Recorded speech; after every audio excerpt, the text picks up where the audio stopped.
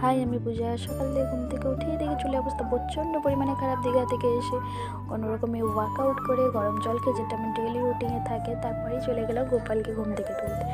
দীঘা থেকে এনেছিলাম সুন্দর একটা সোয়েটার, এ দিয়ে বাগানে সুন্দর সুন্দর ফুল দেখলাম, তুলে রেখে রেডি করে দিয়েছে আমার জেঠিমা। তারপরে আমি গোপালকে সুন্দরভাবে পুজো দিয়ে নিলাম, দিদি জয়বাবু আর আমি বেরিয়েও পড়েছিলাম। তার আগে কোনো ক্লিপ নেওয়া হয়নি, কারণ টাইম পাইনি। এখন আমার বোনঝিকে দেখো কি মিষ্টি দেখতে লাগছে না আমার বোনঝিকে। ওরা বালি নিয়ে মন্দির তৈরি করতে আরম্ভ করে দিয়েছে। ওইদিকে রোদ্দুর কেটে থেকে যে জলটা পড়ছে কি সুন্দর দেখতে লাগছে। ওখানে অনেকজন পিকনিক করতে এসেছিলো। এর আগে আমরা এসেছিলাম 2 বছর আগে এসেছিলাম, তো এবারে গেছিলাম ঘুরতে।